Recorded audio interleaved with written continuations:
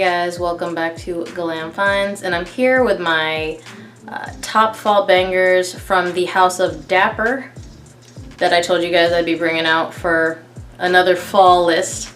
I know you're super excited to hear about this one. You guys actually genuinely do seem to like lists, so I try to pump out a couple every month because I don't know what it is, but for some reason you just really like lists. So first I'm going to tell you there is going to be a Glam Finds pack on the Dapper Fragrances website. I'm going to link it down below.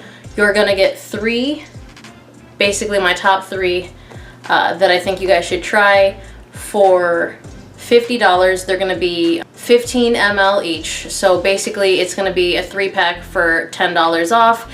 He's kind of just running that promotion through the end of October for you guys. You know, I reached out and he's really easy to work with, Travis from Dapper Fragrances, so he said we'll go ahead and put the package together for you. So thank you to Travis for that. In terms of the fragrances that I'm going to be talking about today, I'm not going to go into great depth on them. You can go ahead and look up the notes online. I'm just going to kind of talk about them briefly because there are 10 and I'm not trying to make a 30-minute video. That is ridiculous. I'm going to try to keep this as brief as possible. I'm just going to tell you the vibe I get from each one and maybe what occasion to wear them for. And then at the very end, I'm going to actually keep the three in the Dapper Glam Finds package till the end. And I'll kind of tell you why I picked those three as the package. So let's start. There's going to be no order to this other than the top three that I just feel like you have to try. Either because he's the only one that's doing it, or they just smell really good, or most likely, in the case of these, I think both. So here we go. So I want to knock this one out because I just did the video on it. I think it's a really good date night banger, and for people that have tried the original and the Dapper version, they have said that the Dapper version smells almost identical, but the performance is better. I get really good performance out of this one, and I'm not going to talk too much about it because I already did the video. I'm not going to sit here and start pulling these up like this because most of them are going to look really similar. You're either going to have this bottle, little pineapple shaped one, or the skinny 15 ml.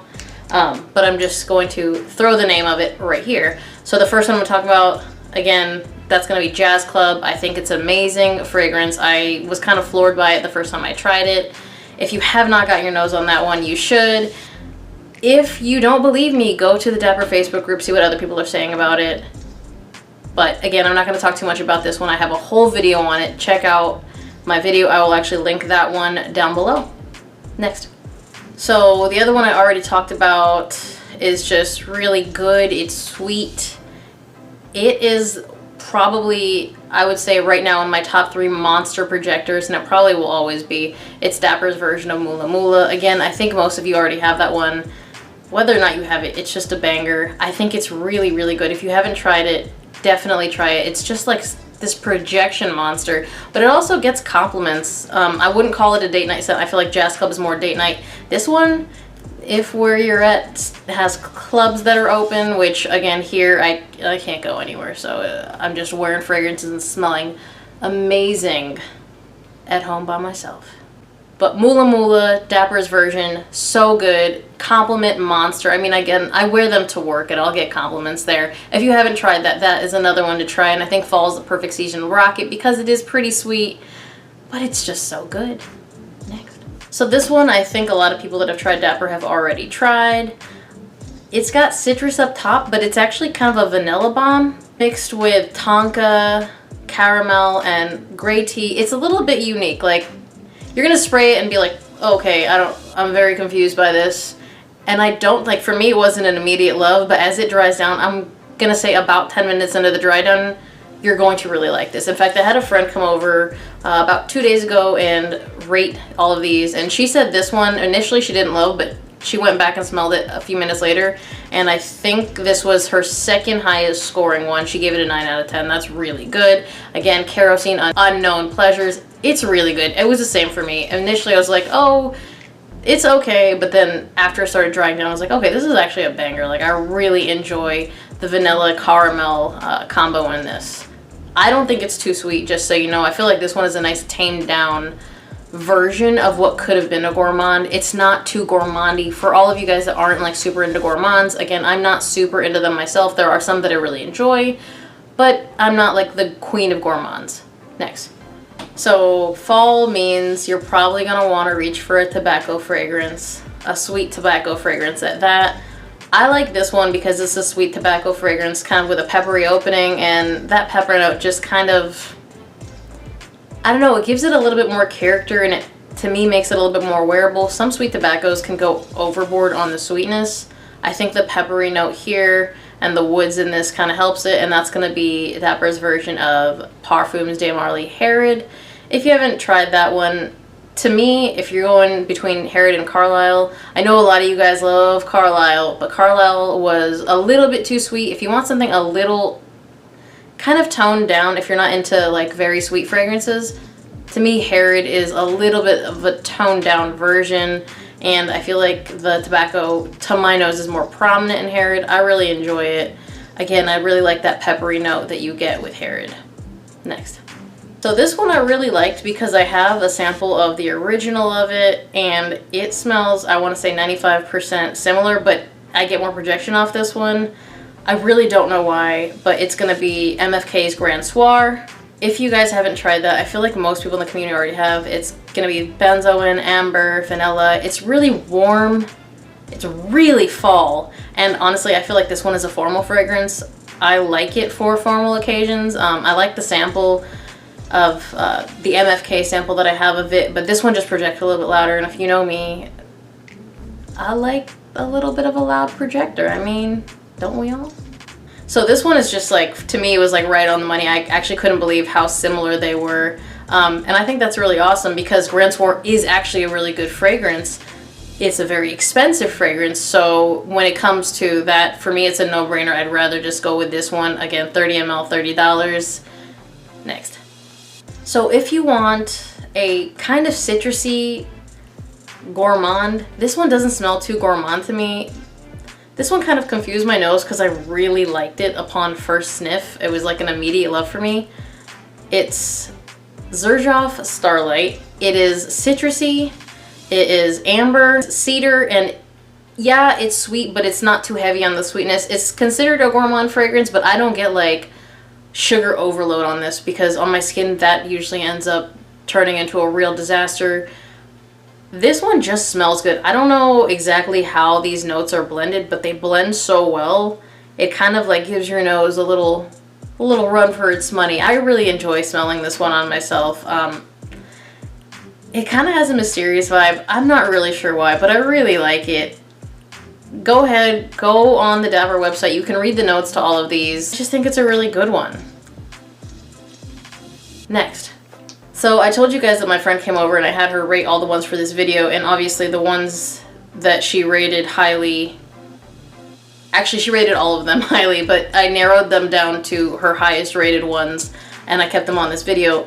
This one she gave the highest rating to, and it threw me off because it's not what I thought she would rate the highest out of all of them. So the one that she rated the highest, I'm actually going to show you the bottle on this one, is going to be, it's a Dapper exclusive. It's called King Midas.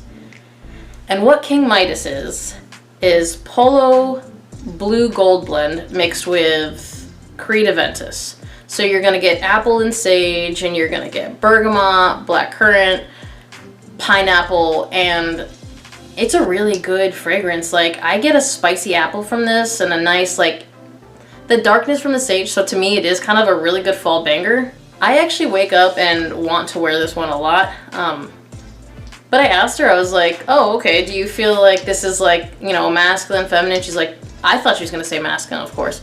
She said, no, this is definitely like unisex. And I let her smell it on paper, not even on my skin, because typically on my skin things are gonna run probably more in the feminine department, so if they're uber masculine, they're just gonna run unisex.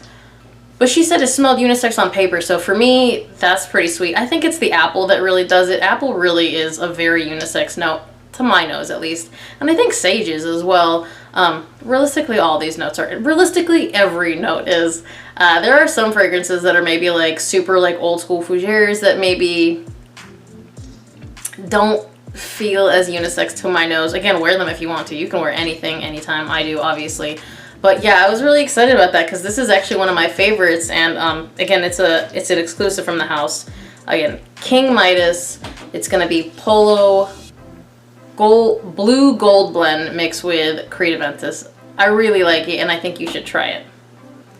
Now, without further ado, these last three are the ones that are going to be in the Dapper Pack. It's going to be 3 15 mLs for $50, so you're saving $10 right there if these were ones that you were going to consider anyways. So let's go ahead and start with one that I think is a banger, and if, again, you're in a place where clubs are open, this one's really loud. Like, he just poured this, so it's kind of surprising that it's already so loud and the projection is so big. But it's Fev Delicieus by Christian Dior. This is Dapper's version of it.